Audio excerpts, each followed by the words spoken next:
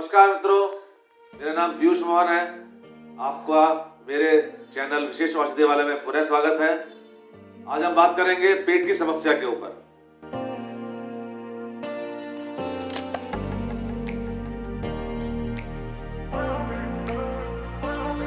पेट की समस्या अधिकतर सभी लोगों को है, किसी न किसी हर दूसरे व्यक्ति को तो है ही। गैस की समस्या है, खाना न पचने की समस्या, या आप बोले कि अफारे की समस्या, पेट डकार आने की समस्या, यहाँ तक कि उल्टी हो जाती है कई लोगों को, ये समस्या होती है।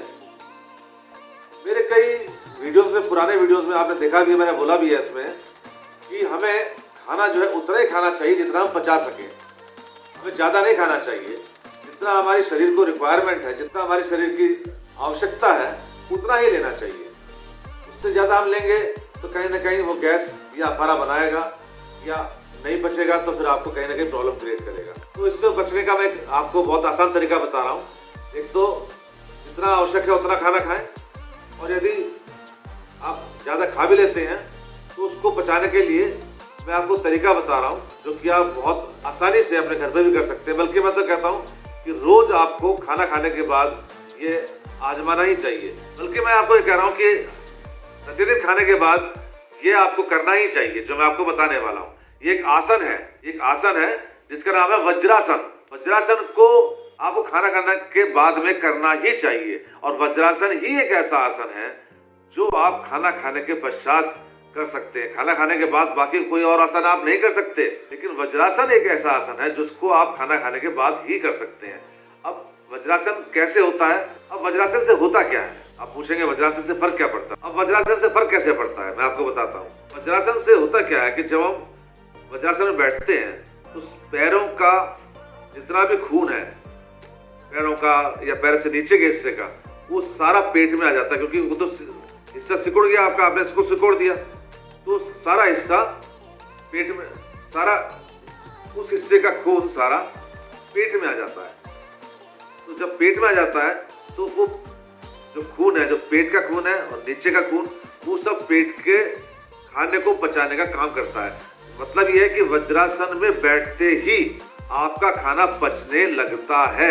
तो वज्रासन में जो बैठ सकते हैं खाना खाने के पश्चात, यानी सुबह शाम जब भी आप खाना खा रहे हैं उसके पश्चात कम से कम 5 मिनट आप वज्रासन में अवश्य बैठें, जिससे कि आपके खाने का पाचन वहीं से प्रारंभ हो जाए।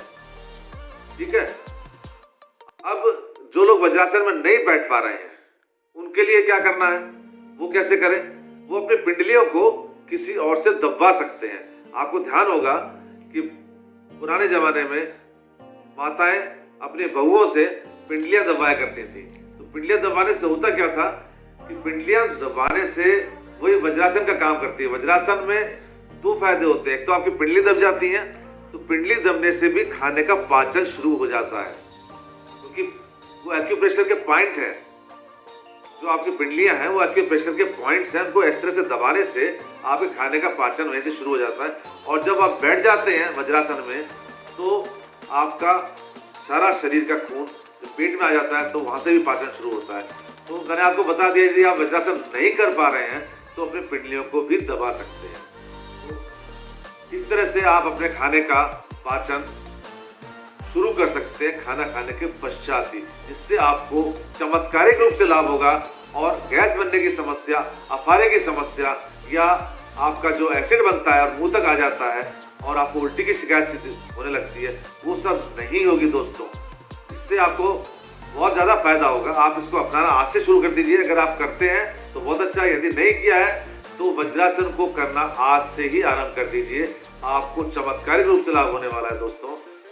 यदि आपको ऐसा लगता है कि मेरी वीडियो बहुत अच्छी है और दूसरे लोगों को भी ये बताना चाहिए जिनको ये समस्या रहती है पेट की, तो मेरा चैनल आप पहले सब्सक्राइब कर दीजिए, लाइक कर दीजिए और उनको शेयर भी कर दीजिए, जिससे कि उन लोगों तक मेरा वीडियो पहुंच पाए।